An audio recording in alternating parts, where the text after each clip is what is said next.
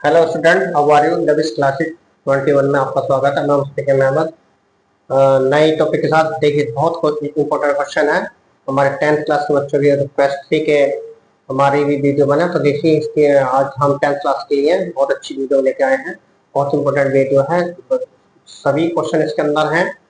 तो देखिए, हमारे पास आज जो है पहले 3 क्वेश्चन हमारे पास है केमिस्ट्री के, फिर 3 ही क्वेश्चन है हमारे बायोलॉजी के और 3 ही क्वेश्चन हमारे फिजिक्स के। यानी कि तीनों जो हाई स्कूल में 3 खंड आते हैं, 20 नंबर के विकल्प आते हैं। तो हमारे इसमें जो है 9 क्वेश्चन मैंने यहाँ पर लिए हैं। बहुत इंपॉर्टेंट क्वेश्चन है जो बोर्ड में बार बार यूज किए जाते हैं और बार बार मालूम किए जाते हैं। देखिए, पहला क्वेश्चन है, क्वेश्चन नंबर 1 बताएंगे हम। ब्लीचिंग पाउडर का सूत्र है। ब्लीचिंग पाउडर का सूत्र बताना है।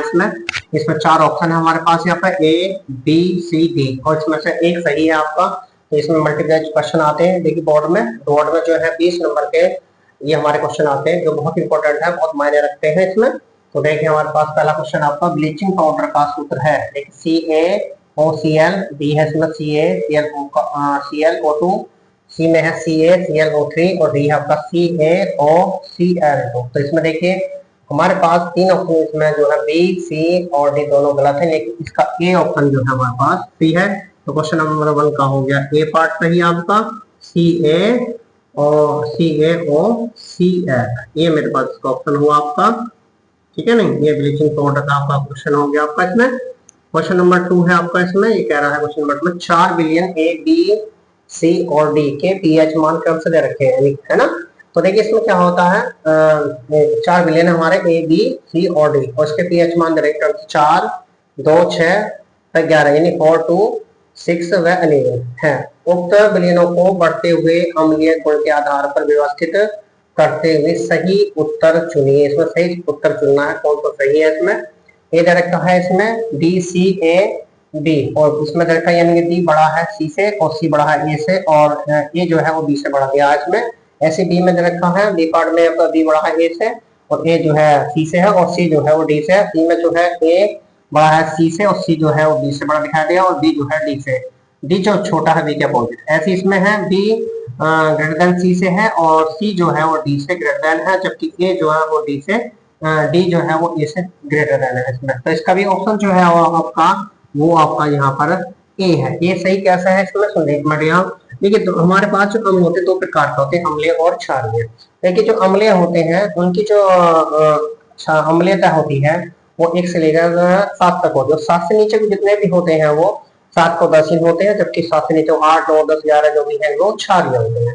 तो इसमें कह रहे हैं अम्लीय गुणों के आधार पर। तो अम्लीय गुणों पर जो सबसे पहला आएगा वो 2 आएगा, 2 के बाद 4 आएगा, 6 और सबसे लास्ट में आएगा 11 आपका। तो इसमें जो है अम्लीय आधार पर जो ये सबसे पहले लिया जाएगा, जो कि सबसे ज्यादा इसकी आएगी। तो यहाँ पर जो है डी बड़ा होगा सी से, सी हो गए, और बी जो है हमारे पास यहाँ पर जो लास्ट में दिखाया है इसमें ये 4, यानी कि ए का है 4 और बी का है 2 और सी का है 6 और जबकि डी का है आपका 11। तो ये बढ़ते हुए क्रम दिखा है। इसका जो है ऑप्शन जो है वो आपका ए सही है, यानी कि डी ग्रेटर देन हाफ का क्या है आपका सी, और सी बड़ा है ए से, है ना, और ए बड़ा है आपके बी से। तो ये इसका ऑप्शन सही हुआ। क्वेश्चन नंबर आपका यहाँ पर 3 बहुत इंपॉर्टेंट क्वेश्चन है आपका। NaHCO3 किस प्रकार का लवण है, ये बताना आपको।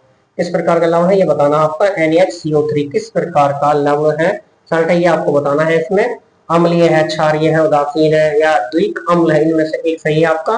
तो देखिए, NaHCO3 जो होता है वो अम्लीय होता है। इसका भी ऑप्शन भी ए सही है, यानी कि ये अम्लीय होता है, अम्लीय, ये अम्लीय है आपका। इसमें क्वेश्चन आपका देखिए, क्वेश्चन नंबर 4 है आपका। इसका भी आंसर रखेंगे हम यहाँ पर अमावस्या में। अब यहाँ से तीनों क्वेश्चन जो केमिस्ट्री के तो वो हो गए। अब यहाँ से जो बायोलॉजी क्वेश्चन चलते हैं यहाँ पर। यह है आपका इसमें क्वेश्चन नंबर 4। अमावस्या में पाया जाने वाला अम्ल होता है। अमावस्या में जो अमावस्या होता है उसमें पाया जाने वाला अम्ल जो है वो बताना है आपको। इसमें HCl है, HNO3 है, H2SO4 है, इनमें से सभी है। HCl क्या हाइड्रोक्लोरिक अम्ल है, जबकि HNO3 जो है वो नाइट्रिक अम्ल है, और H2SO4 जो है सल्फ्यूरिक अम्ल है, और इनमें सभी। अब इसमें एक सही है, जो अमावस्या में जो पाया जाने वाला अम्ल होता है वो HCl होता है। इसका भी ऑप्शन ए सही है आपके यहाँ पर। तो ये हो गया आपका HCl। क्वेश्चन नंबर 5 है आपका, बहुत इंपोर्टेंट है 5 भी। निम्न में से कौन मानव हृदय का भाग नहीं है। निम्न में से कौन मानव हृदय का भाग नहीं है। तो मानव हृदय का भाग है नंबर ए बाया अलिंद, निलय डी, और सी है आपका लसिका, और डी है इसमें दाया अलिंद। तो इसमें से एक सही है आपका इसमें, जो मानव हृदय का भाग नहीं है वो लसिका नहीं है, बाकी तीनों भाग मानव हृदय के हैं, बाया दाया निलय, ये तीनों भाग जो है हृदय के भाग होते हैं, जबकि लसिका जो हृदय का भाग नहीं होता है। तो इसका सी ऑप्शन सही है 5 का, यानी कि लसिका। लसिका जो है वो मानव हृदय का भाग नहीं होता। क्वेश्चन नंबर 6 है, मनुष्य में मूत्र कहाँ संग्रहित होता है, यानी कि जो मूत्र होता है, जो अपशिष्ट पदार्थ होता है वो कहाँ पर संग्रहित होता है ये बताना है। इसमें मनुष्य में मूत्र का संग्रहित होता है वक्र में, बी मूल यानी कि मूल वाहिनी है ये, ठीक है, यानी कि यहाँ मूत्र वाहिनी आएगा आपका यहाँ पर, यह है मूत्र वाहिनी, और सी है मूत्राशय, और डी है आपका लीवर, यानी कि जो मूत्र होता है वो कहाँ पर इकट्ठा होता है ये बताना है इसमें। तो जो मूत्र होता है इकट्ठा वो मूत्राशय में होता है, यानी मूत्राशय लिखे जाएंगे। इसका सी ऑप्शन जो है वो सही है। क्वेश्चन नंबर 6 का जो ऑप्शन है वो आपका सी है, मूत्राशय है आपका इसका, ठीक है नहीं, मूत्राशय, ये आपका इसका ऑप्शन सही है आपका। इसमें याद रखें, बहुत इंपॉर्टेंट है आपका, ये याद भी होना चाहिए, इंपॉर्टेंट है आपका। क्वेश्चन नंबर 7 है आपका, इसमें 7 उठाकर देखिए। तीनों क्वेश्चन हमारे हो गए इसमें, बायोलॉजी के आपके 3 क्वेश्चन थे इसमें। अगले 3 क्वेश्चन जो है फिजिक्स में है। एक एरिया है आपसे क्वेश्चन हमारा, अवतल लेंस की फोकस दूरी 15 सेंटीमीटर है ना, एक अवतल लेंस है, उसकी फोकस दूरी क्या है, ये देखिए सोल्यूशन यहाँ पर दिखा देता हूँ इसका। सोल्यूशन है मेरे पास, फोकस दूरी एफ दे रखी है 15 सेंटीमीटर। अवतल दर्पण है हमारे पास, ये अवतल लेंस, सॉरी अवतल लेंस है, और माइनस की फोकस दूरी माइनस में हो गया। और कह रहा है अवतल लेंस की फोकस दूरी जो है 15 सेंटीमीटर, लेंस के सम्मुख यानी लेंस के सामने एक वस्तु लेंस से 30 सेंटी की दूरी पर रखी है, यानी कि लेंस की जो दूरी है, लेंस ये वस्तु की लेंस से जो दूरी है वो यू हो गई, और यू बराबर रखा माइनस का 30 सेंटीमीटर। तो आपसे ये कह रहा है यहाँ पर प्रतिबिंब और वस्तु के आकार का अनुपात होगा, यानी प्रतिबिंब जो है वो और वस्तु के आकार का दोनों का जो अनुपात है वो बताना है इसमें। तो हम क्या करेंगे इसमें, apply the lens formula, lens formula हम यूज करेंगे। वो लेंस फार्मूला होता है 1/f=1/v - 1/u, ये होता है आपका, ठीक है।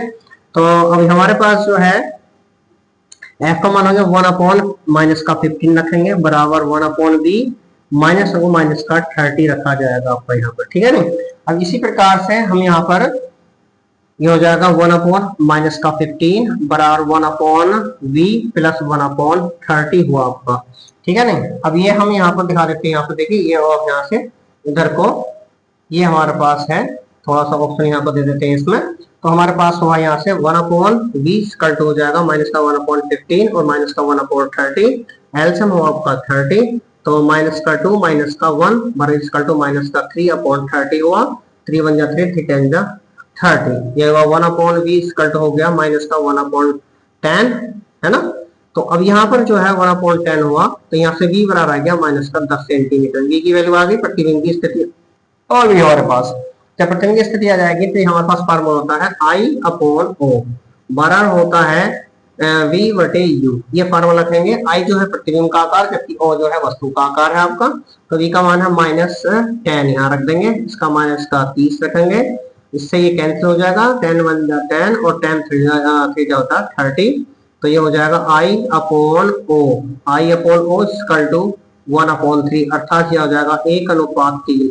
इसका ऑप्शन जो हुआ आपका ए सही हुआ आपका, जो ए ऑप्शन है वो आपका सही है यहाँ पर 1/3। तो क्वेश्चन नंबर 7 का जो आंसर हुआ वो ए पार्ट हुआ, यानी कि 1/3। ये सोल्यूशन करके मैंने इसमें दिखा दिया इसका। क्वेश्चन नंबर 7 बहुत इंपॉर्टेंट था। 8वां क्वेश्चन देखिए आप इसमें, जब कोई व्यक्ति अपना चेहरा दर्पण में दिखता है, यानी कोई व्यक्ति अपना चेहरा जो है दर्पण का मतलब मिरर, आपका जो मिरर होता है उसमें देखता है, तो आकार में चेहरा जो है बड़ा दिखाई देता है, आकार में चेहरा बड़ा दिखाई देता है, तो वह दर्पण कौन सा होता है, उस दर्पण का नाम इसमें होगा। पहला दे रखा है समतल दर्पण, बी दे रखा उत्तल दर्पण, ठीक है ना, और सी है समतल दर्पण, यानी कि ये ए में जो है आपका अवतल दर्पण है यहाँ पर, यहाँ अवतल, ठीक है ना। ए में है क्या, अवतल दर्पण है आपका यहाँ पर, तो इसमें एक सही होगा अवतल दर्पण, बी है उत्तल दर्पण, सी है समतल दर्पण, और इनमें कोई नहीं, ये देखना है इसमें। ये कह रहा है इनमें कोई नहीं है। तो देखिए जो दर्पण होता है हमारा अवतल दर्पण और उत्तल दर्पण में, जब दृष्टि क्षेत्र जो अधिक होता है पीछे की बैक साइड में, उत्तल दर्पण का प्रयोग किया जाता है, और आगे की दृष्टि को देखने के लिए अवतल दर्पण का प्रयोग किया जाता है। ये वाहनों में यूज होता है। जबकि समतल दर्पण एक ऐसा दर्पण है जिसमें अपना चेहरा देखते हैं तो उसका बड़ा चेहरा दिखाई देता है समतल दर्पण का। तो वो हमारे पास जो सही आंसर है वो सी पार्ट हुआ इसका। तो यहाँ क्वेश्चन नंबर 8 को आप लिखेंगे आपका सी, यानी कि समतल दर्पण। समतल दर्पण जो है इसमें चेहरा बड़ा दिखाई देता है। लास्ट क्वेश्चन आपका 9। तो लास्ट क्वेश्चन में कह रहा है आपसे यहाँ पर कि अवतल दर्पण का उपयोग किया जाता है। अब वो चीज है, देखो अवतल दर्पण यहाँ की बात है कि यहाँ पे भी है। तो अवतल दर्पण का उपयोग किया जाता है नंबर 1 दंत विशेषज्ञ द्वारा। नंबर बी है आपका वाहनों के अग्रदीपों में और सौर भट्टियों में, और इनमें से सभी के राव से। डी है इसमें, 4 ऑप्शन है इसमें। तो देखिए अवतल दर्पण का जो उपयोग होता है दंत विशेषज्ञ में किया जाता है, वाहनों के अग्रदीप यानी आगे के जो साइड होते हैं उसमें देखने के लिए, और सौर भट्टियों में अवतल दर्पण का प्रयोग किया जाता है। इसका मतलब तीनों ही यूज हो रहे हैं। तो इसका ऑप्शन हुआ डी सही, क्योंकि इनमें से सभी। तो हमारे पास उसका डी हो गया, इनमें, है ना, इनमें से सभी। ये मेरे पास 9 क्वेश्चन थे आपके, 9 क्वेश्चन थे, बहुत इंपॉर्टेंट क्वेश्चन थे आपके इसमें। ठीक है, ये मैंने यहाँ पर करके दिखाया आपके। इसके ऑप्शन आंसर भी आपके यहाँ हो गए। इसके बहुत इंपॉर्टेंट क्वेश्चन है। 2024 से लेकर 26, 24, 25, 26 तक 3 साल क्वेश्चन ये लगातार आ रहे हैं। बहुत इंपॉर्टेंट क्वेश्चन है। तो आपसे गुजारिश हमारी वीडियो को लाइक करें, सब्सक्राइब भी करें, और अपने फ्रेंड को भी ज्यादातर वीडियो को जो है शेयर करें। धन्यवाद।